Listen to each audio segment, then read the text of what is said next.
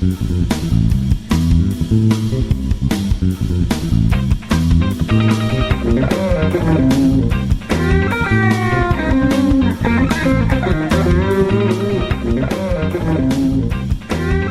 for tuning in for another episode of Will Work for Patients, a free advice podcast dedicated to help chiropractors get on purpose and grow their practices. Get ready to tune in and turn up the volume of your practice marketing. And now, turning up the volume on his mic, big-time chiropractic advocate and your host, here is Frank Sardella. Wow, doesn't that music just get you totally pumped? Well, thank you, Michelle, and welcome everyone to Will Work for Patients. I'm Frank Sardella, and I'm so happy to be here with you again today in our podcast show. This show, as you know, is free for you to not only give you the marketing help in your practice that you need, but to keep you on purpose, to keep you pumped up, and keep you going. And that's my commitment and my grassroots effort to make a chiropractic world. So welcome. And boy, do we have quite an episode planned for you here today. I know I say that every time, but this is quite an episode. I've found a topic that's such a hot button with you guys that, well, it's necessary to take up an entire episode, I think. In fact, not only that, but I've been working on an ebook about it, a whole book written about this subject. Sound interesting to you? I always have a way of luring you in. So have I gotten your attention now? Okay. Well, before we get into that, I always talk a little bit about the feedback I've been getting and the overwhelming response. We've had tons more downloads, tons more subscriptions, tons of shares. Thank you, everyone, for making this show an instant success right out of the gate. And are you sharing? Something tells me some of you might not want to leak this information to anybody for fear of competition. But let me tell you, there's nothing to fear at all. In fact, there's everything to gain. And if you think that there's some competition out there or whatever, actually, I would like to recommend you to one of my blogs that I write.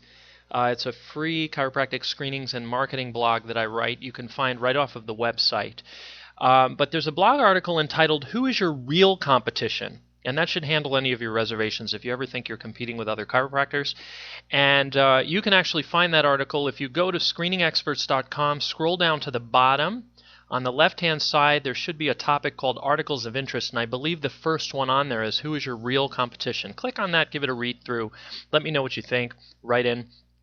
And besides, your chances are that you don't practice in the same city of some of your chiropractic buds out there that you went to school with and so on. But do write me in. Continue sending feedback. I love getting it. frank.screenings@live.com. And we want to keep this growing, and I can't get enough ideas for shows. I'm like addicted. Okay, and also we announced this last episode, but I want to give a throwback to this. We are now in the iTunes store. You can subscribe right to from there. Download to your iPhone, your iPad, your iPod, your whatever, and or you can just listen right in iTunes on your computer. And also look for us now on Twitter, on Facebook, and as of today, Google Plus too. So we're just expanding. Now, today's episode is how to hire marketing CAs. It sounds pretty generic, and I wanted to use your language, though we've named a marketing CA CMA. I wanted a shorthand way of referring to it, so we call them CMAs, Chiropractic Marketing Assistants. One of the things you'll find out as you start expanding is that there are just not enough hours in the day to do everything you want. Trust me, guys, I've been, just since we put this podcast up, and we've been promoting it and making Twitter pages and all this stuff. Myself, my staff have been practically working day and night. In fact, my hours of sleep per night have gone down drastically. I'm working on this 7 days a week, so I'm sure you'll run into some of the same in your practice. You probably already have. But truly, there aren't enough hours now without even considering expanding and doing more for you guys. So, but where you're going, the point is it will eventually lead to a need for you to consider someone taking over your marketing. And many of you have done that already, and you've run into some of the things we're going to talk about today. So there is something to talk about here, and we're going to stay general but give you some helpful advice. And watch for that ebook soon to be released. How to Hire and Pay Chiropractic Marketing Assistants is the title. And we'll keep you up to date here in our podcast. Sound good? Good. So we have a lot of ground to cover, so let's fire this one off with a bang, shall we? Now, before I get into what we're going to cover, I have something kind of special to talk to you about. Okay? We're releasing our next ebook in the coming month, besides the How to Hire and Pay, next month or so, and it's something I'm very, very excited about. And I wanted to quickly play for you a sneak preview of the commercial for it that we have up on YouTube. Okay, I'm going to play the track, so give it a listen.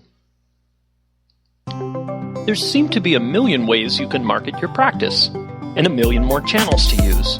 But should you have to pay to find them out? You don't have the time to come up with your own ideas, and let's face it, we all don't have that creative flair. But what if you could have someone creative at your beck and call, with hundreds of ideas for marketing, with lots of varied ways to forward them, all geared toward beefing up practice promotion, all geared toward attracting attention, all of them at little or no cost? Well, now you can have that. Meet 201 Chiropractic Marketing Ideas, a guidebook to practice marketing, featuring 201 ideas you didn't have to come up with. Compiled by pros with creative instincts and a desire to expand chiropractic, this is a guidebook like no other. It's simple, honest, to the point. It doesn't presume to create millions of patients or make you empty promises about results, but it does fit into your marketing plans. The programs are fun, innovative, easy to formulate. It simply gives you ideas, inspiration, motivation, and a desire to market your practice. And most importantly, many of these programs are little or no cost to do. The ideas? Ours. The decision on how to use them? Yours. What you really need are fresh ideas and a fresh approach. And you need ideas that aren't going to cost you an arm and a leg. All practices, large or small, when successful, have started with a simple idea, progressed through innovation, and expanded through promotion. Now, you too can have all the creative ideas you want. Use a few. Use them all. The important thing? Use them. For the cost of a dinner for two, you can have 201 ideas on how to make your practice do what you want it to, and have some fun doing it too. Get creative. Get 201 Marketing Ideas, your guidebook to a fun, thriving practice. Isn't that just wonderful? I'm actually really excited about it. I don't know how excited you got about it, but you heard me throw back to this, or sort of allude to this, not even throw back, because it really wasn't formulated then. But in episode 3, I believe, I said if I'm full of anything, it was I'm full of ideas, regardless of what anyone else has accused me of being full of. But I told you that I sat down one time and came up with a list of 200 ideas. Well, I also said that it was hidden in a file somewhere. I looked for it, I turned the office upside down, and only found but a fragment of it. And I had to reconstruct some of it, or a lot of it, from memory. And when I did, I became so excited that I decided to create it into a guidebook. And it's already underway. I should finish writing it in the next 30 days or so. So please do watch for that. Thanks for just allowing me to play that little snippet of the soundtrack for the commercial. The video is on YouTube. You'll very soon see it on our website. And we'll be promoting it on the Will Work for Patients Twitter, Facebook, and Google Plus pages. And we're looking forward to that. Okay, so what are we going to talk about today on this hiring CMAs? We're going to cover in general the ins and outs of hiring and employing CMAs. I want to talk a little bit in general about it, Chiropractic Marketing Assistants.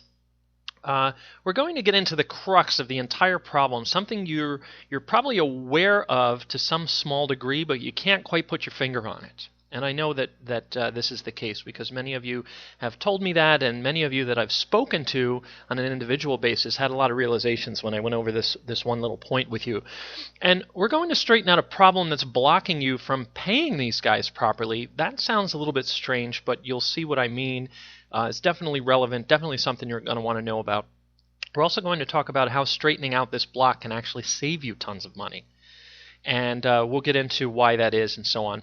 I want to cover, time permitting, what some of the qualities you should look for in a CMA are, and of course, how could I even think about forgetting that we should do a top 10 list. And that should segue us nicely into the next segment. We're going to do our usual top 10 list. Today's top 10 list is the top 10 CMA or Marketing assistant gripes from chiros. Okay. Now, some of you may find a couple of these steps in here. A lot of these top 10 lists crisscross with each other, so you may find some of these steps were part of earlier top 10 lists.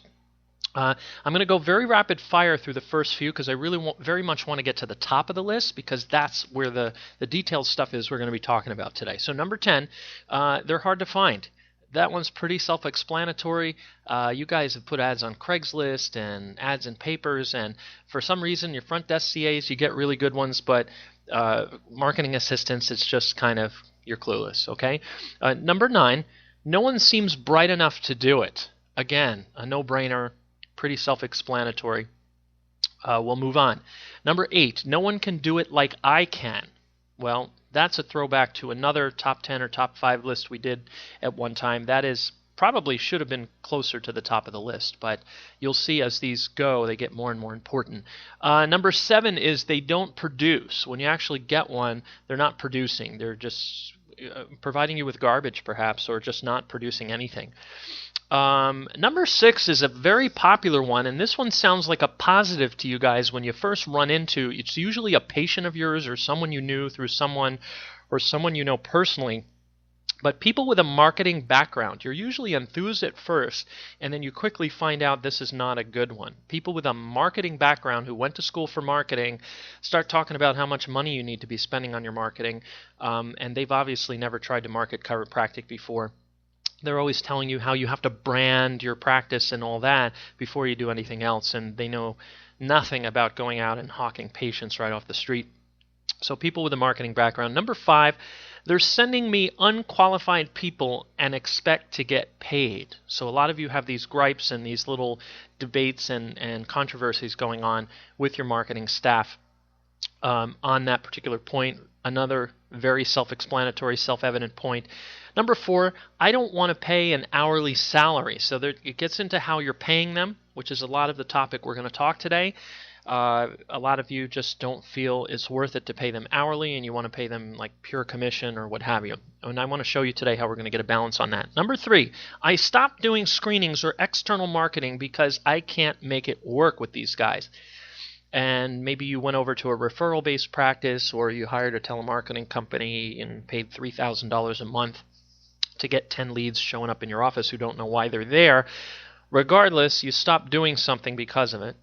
Now we're getting to the top of the list here. Number 2, we're in constant argument over pay and bonuses. So there's always this war going back and forth between you and your CMA about which one they should be bonused on and how many visits the person should stay and what's fair and what's not fair. Okay?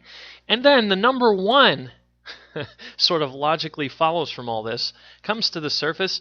I don't know how to pay or bonus them, which is really the first step is in admitting the problem. And that's the one I like the most. And that really segues nicely into the rest of our show today.